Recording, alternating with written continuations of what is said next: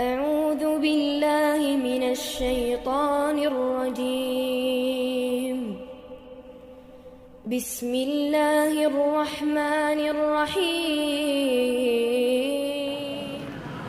السلام عليكم ورحمة الله وبركاته إن الحمد لله نحمده ونستعينه ونستغفره ونعوذ بالله من شرور أنفسنا ومن سيئات أعمالنا من يهده الله فلا مضل له ومن يضلله فلا هادي له أشهد أن لا إله إلا الله وحده لا شريك له وأشهد أن محمدا عبده ورسوله لا نبي ولا رسول بعده قال الله تعالى في القرآن الكريم يا أيها الذين آمنوا اتقوا الله حق تقاته ولا تموتن إلا وأنتم مسلمون يا أيها الناس اتقوا ربكم الذي خلقكم من نفس واحدة وخلق منها زوجها وبث منهما رجالا كثيرا ونساء واتقوا الله الذي تساءلون به والأرحام إن الله كان عليكم رقيبا يا أيها الذين آمنوا اتقوا الله وقولوا قولا سديدا يصلح لكم أعمالكم ويغفر لكم ذنوبكم ومن يطع الله ورسوله فقد فاز فوزا عظيما أما بعد فإن أصدق الحديث كتاب الله وخير الهدي هدي محمد صلى الله عليه وسلم وشر الأمور محدثاتها وكل محدثة بدعة وكل بدعة ضلالة وكل ضلالة في النار أيها الحاضرون أوصي نفسي وإياكم بتقوى الله فقد فاز المتقون. Jamaah yang dimuliakan oleh Allah Subhanahu wa taala, saya berwasiat kepada diri saya dan antum sekalian untuk senantiasa beriman dan bertakwa kepada Allah, karena jalan keselamatan, karena jalan kebahagiaan, karena jalan ketenangan ada bersama orang-orang yang bertakwa, sebagaimana Nabi sallallahu alaihi wasallam telah mengajarkan takwa itu kepada para sahabat ridwanullah alaihim ajma'in. Jamaah yang dimuliakan oleh Allah Subhanahu wa taala, kita saat ini berada di persimpangan zaman. Kita berada di penghujung dari satu tahun pindah ke tahun yang lainnya.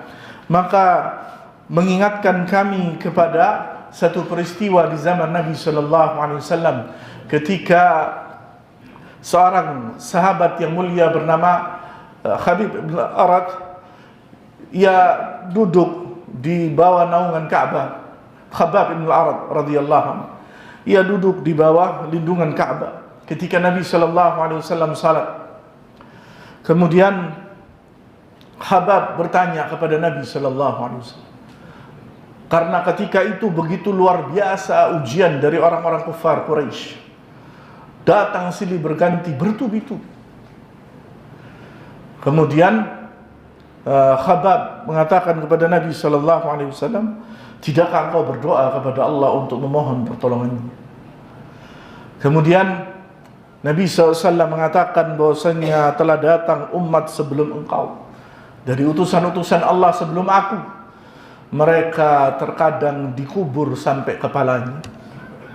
Mereka terkadang digaruk dengan sisir besi sampai kelihatan isi badannya. Tapi semua siksaan itu tidak menyebabkan mereka berpaling dari jalan Allah SWT. Karena mereka yakin bahwasannya yang namanya pertolongan Allah itu sesuatu yang pasti. Itu sesuatu yang telah dijanjikan oleh Allah Subhanahu wa ta'ala. Di dalam Al-Quran Allah banyak menyebutkan perkara ini, banyak untuk disampaikan. Kami sebutkan beberapa di antaranya. Allah menyebutkan dalam surat Ali Imran, وَمَنْ نَصْرُ إِلَّا مِنْ عِنْدِ اللَّهِ الْعَزِيزِ الْحَكِيمِ.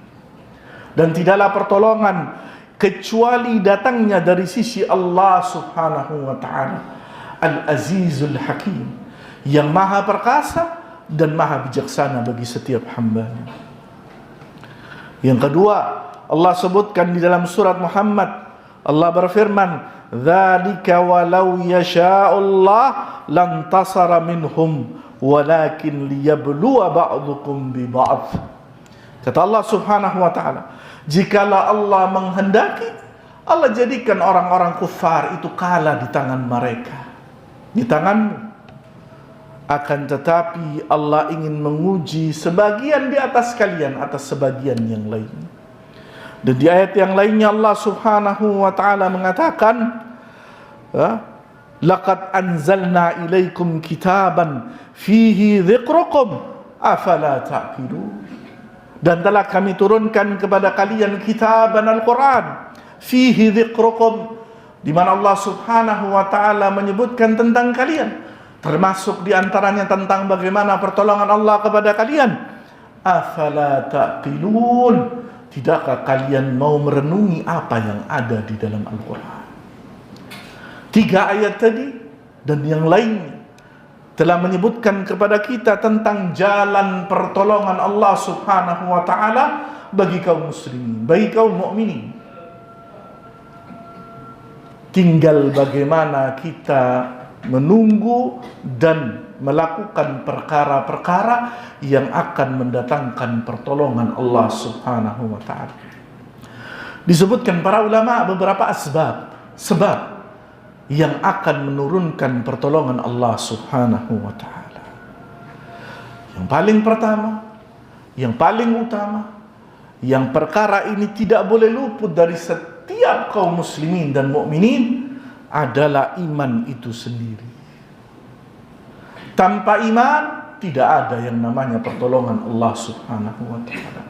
Tanpa Islam omong kosong kalau orang mengatakan pertolongan Allah akan datang.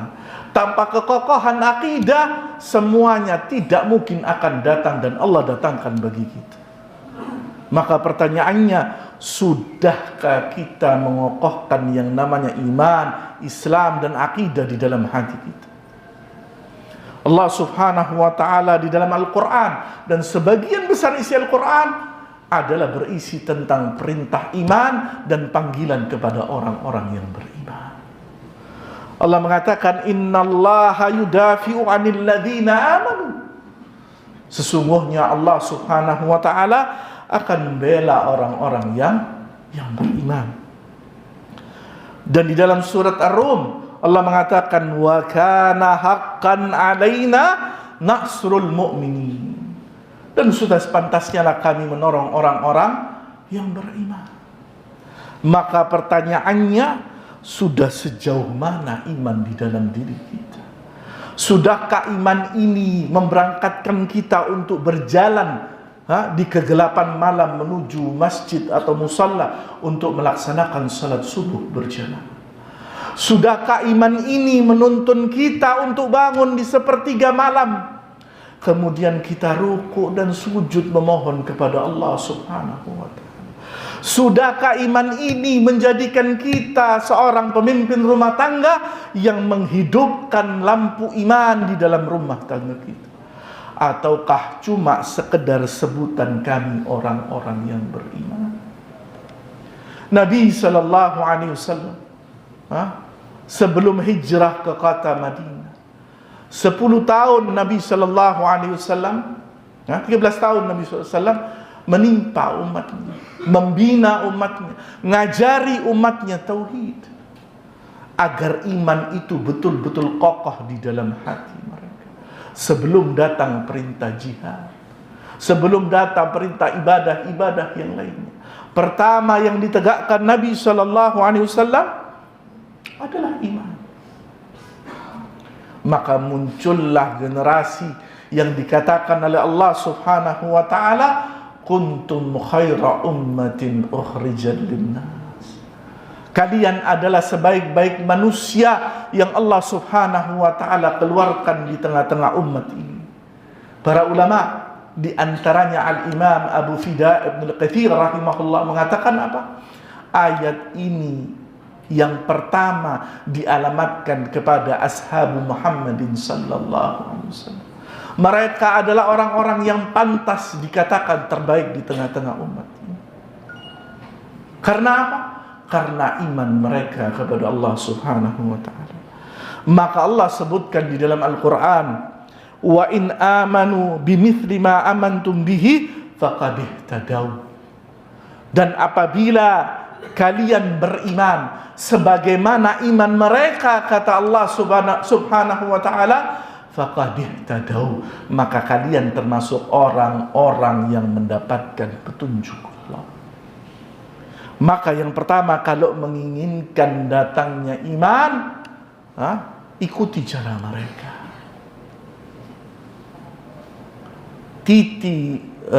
Ikuti jejak langkah para sahabat ridwanullah alaihim ajma'in. Yang kedua, tidaklah pertolongan Allah subhanahu wa ta'ala akan datang kepada umat ini kecuali mereka buktikan iman mereka dengan amal saleh. Percuma orang mengatakan iman, percuma orang mengatakan Islam, percuma orang mengatakan akidah, tapi nggak ada buktinya. Allah mengatakan apa? Wal asri innal insana lafi khusrin illal ladzina amanu wa amilus shalihat.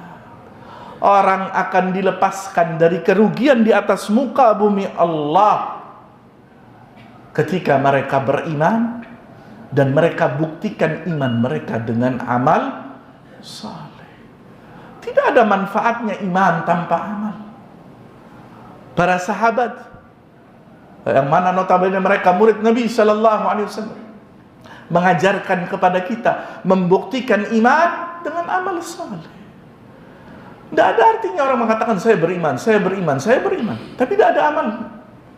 Dan demikian pula ketika beramal, apa yang diajarkan Nabi? Nabi mengatakan, alaikum bisunnati. Kalau antum beramal, ikutilah contoh Nabi sallallahu alaihi wasallam. Manusia yang paling ngerti dan paling sahih amalnya, manusia yang paling benar salatnya, manusia yang paling benar puasanya, manusia yang paling benar sedekahnya. Lalu kita mau ikut siapa dalam beramal kalau tidak kepada Nabi sallallahu alaihi wasallam? Kalau sudah datang hadis sahih menjelaskan tentang amal, menjelaskan tentang ibadah, apa yang kita kerjakan? Sami'na wa ata'na. Bukan kemudian nawar, bukan kemudian mikir, bukan kemudian berat. Kita nggak ada apa-apanya sama para sahabat ridwanullah alaihim ajma'in.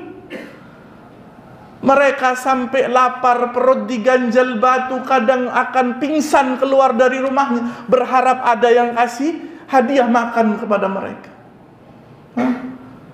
Kadang mereka sampai dipukuli, disiksa sama orang-orang kufar untuk beribadah kepada Allah.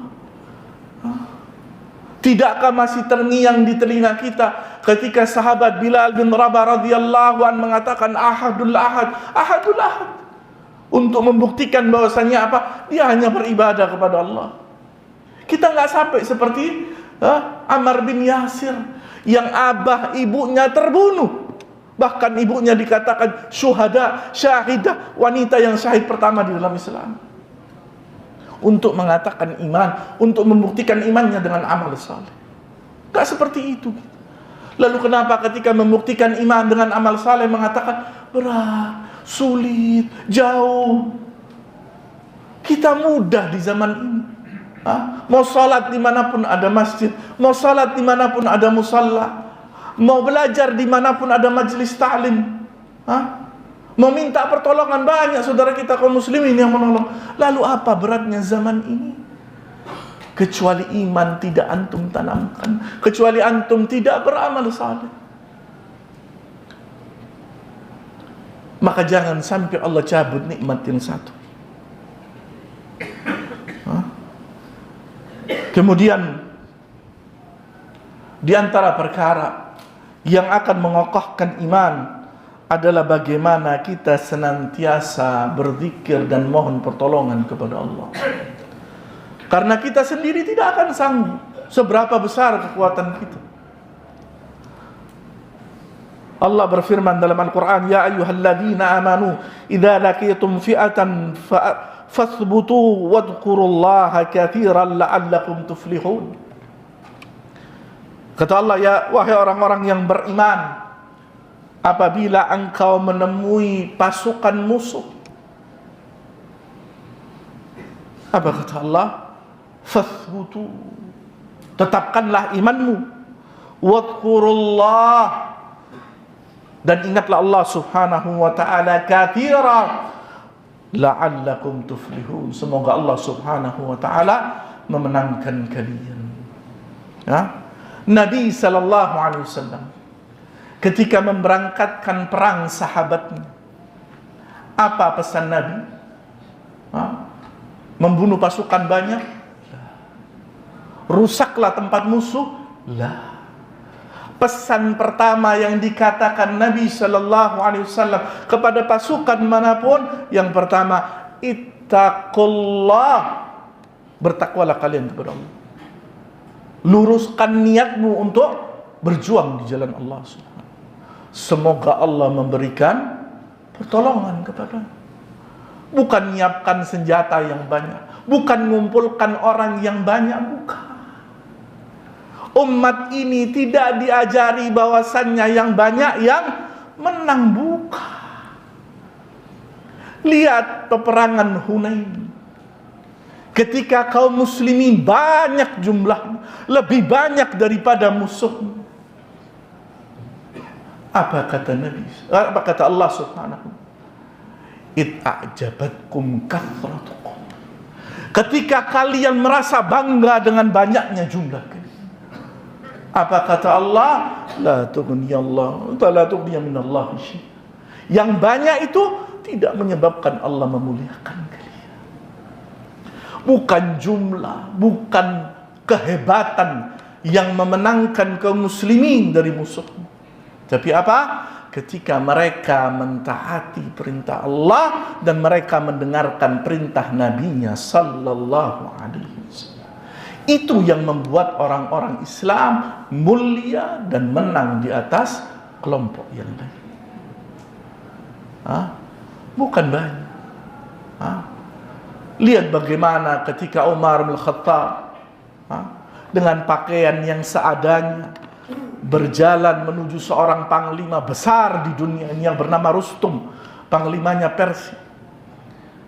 Saat itu Sa'ad ibn Abi Waqqas melihat panglimanya pakaiannya sederhana, ada lubang dijahit, ada lubang dijahit.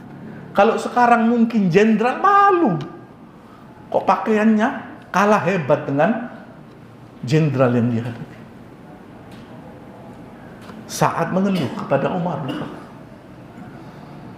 Apa kata Umar bin Khattab kepada Sa'ad bin Abi Waqqas, panglimanya ketika menghadapi Persia?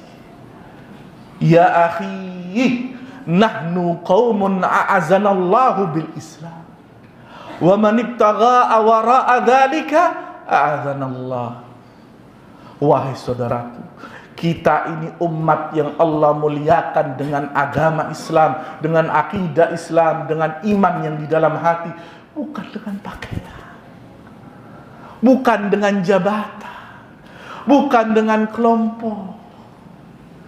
Wa man ibtagha'a wara'a dzalika, barang siapa yang mencari kemuliaan selain dengan Islam, selain dengan iman, selain dengan mengikuti sunnah Nabi sallallahu alaihi wasallam, a'adzanallah, Allah akan hinakan mereka sehina-hina. Sahabat Abi Darda radhiyallahu anhu ketika penaklukan Siprus, kaum muslimin menang, nangis sahabat Abi Darda. Kemudian di sampingnya ada seorang sahabat yang ketika Nabi itu hidup, dia usianya masih muda kecil, yang namanya Zubair ibn Nufair. Dia mengatakan, ya ashaban Nabi, wahai sahabatnya Nabi, limadha tabki, kenapa engkau menangis? Yaumun a'azanallahu al-Islam, hari di mana Allah muliakan Islam. Apa kata Nabi sallallahu? Apa kata Abi Darda radhiyallahu?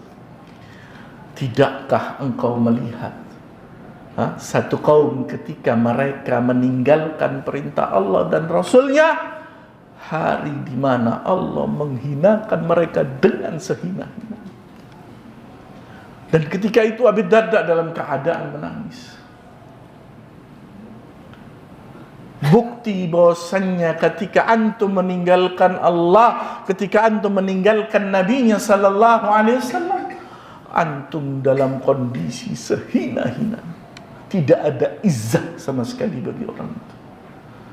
Maka kalau kita kembali kepingin mulia, kita kembali kepingin sebagaimana yang dijanjikan Nabi sallallahu alaihi wasallam, maka pegang perintah Allah, maka pegang perintah Nabi-Nya sallallahu alaihi wasallam. Tidak ada jalan lain bagi kita kecuali kita kembali ke perintah Allah, kembali ke perintah Nabi-Nya sallallahu alaihi wasallam.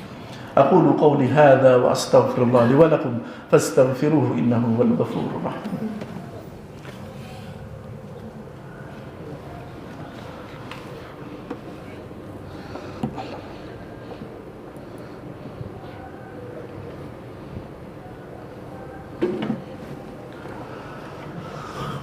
Alhamdulillahi Rabbil Alamin, wassalatu wassalamu ala al-mab'uth rahmatan lil alamin, Nabiina Muhammadin wa ala alihi wa sahbihi ajmain, amma ba'd. Ahibai fillah, jamaah yang dimuliakan oleh Allah subhanahu wa ta'ala, pesan terakhir bahwasannya mentaati Allah dan Rasulnya perkara yang mutlak dan lazim bagi kita semua. Coba antum renungkan perkara atau firman Allah di dalam surat Al-Anfal ayat 46. Allah berfirman, wa'ati'ullaha wa rasulahu wa la tanaza'u fatafshalu wa tadhhabu rihukum wasbiru innallaha ma'as sabirin.